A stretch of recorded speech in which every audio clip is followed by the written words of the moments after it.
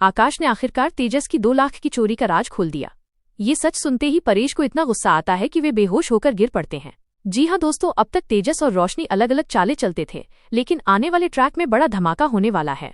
इस बार दोनों ने मिलकर पूरे परिवार के साथ धोखा किया, और चौंकाने वाली बात तो ये है कि इस खेल में रेणुका ने भी तेजस का साथ दिया। कहानी की शुरुआत होती है संतोषी जी से, जो तेजस को बताती हैं कि उसे टीवी विज्ञापन बनाने का मौका मिला है और इसके बदले मोटी रकम मिलेगी।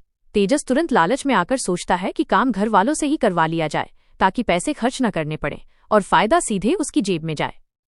तेजस और रोशनी मीठी बातों से सभी को मनाते हैं कि ये विज्ञापन परिवार के लिए गर्व की बात होगी। सचिन, आकाश और बाकी लोग भी मान जाते हैं।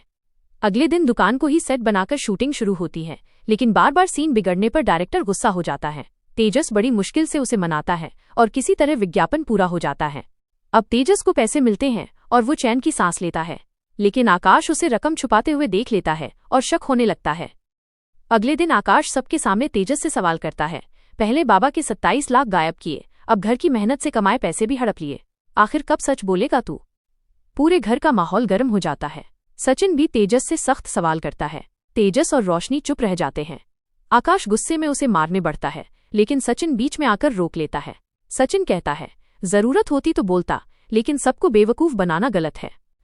इसी बीच परेश का गुस्सा फूट पड़ता है। वे तेजस को डांटते हैं और अचानक लड़खड़ाकर गिर जाते हैं।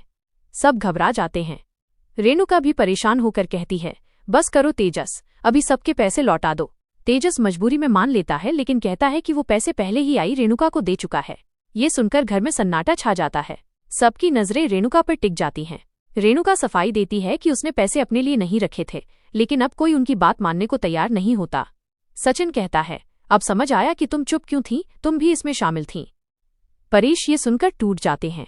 उन्हें यकीन ही नहीं होता कि उनकी अपनी बहू भी लालच में फंस गई। घर के बाकी लोग भी हैरान और दुखी रह जाते हैं। एपिसोड का अगला हिस्सा हल्का फुल्का मोड़ लेता है। सचिन अपनी पत्नी साइली को गले लगाता है, लेकिन उसका चेहरा दुपट्टे से ढका होता है।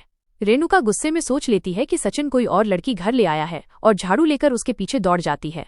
सब हक्का बक्का रह जाते हैं, लेकिन जब साइली अपना चेहरा दिखाती है तो सब चौंक जाते हैं और माहौल थोड़ा हल्का हो जाता है। दूसरी तरफ रोशनी चोरी छुपे शकुंतला की अलमारी से पैसे निकालकर चिट्टी को देती है, ताकि दिनेश के इलाज का खर्च उठाया जा सके। लेकिन चिट्टी और दिनेश खुद उस रकम को बांटने की साजिश रचते हैं। वहीं सचिन पर कर्ज चुकाने का दबाव बढ़ जाता है। वो दिन रात मेहनत करता है। साइली चाहती है कि सचिन अपनी परेशानी सबके साथ बांटे, लेकिन सचिन जिद पकड़ लेता है कि वो अकेले सब संभालेगा।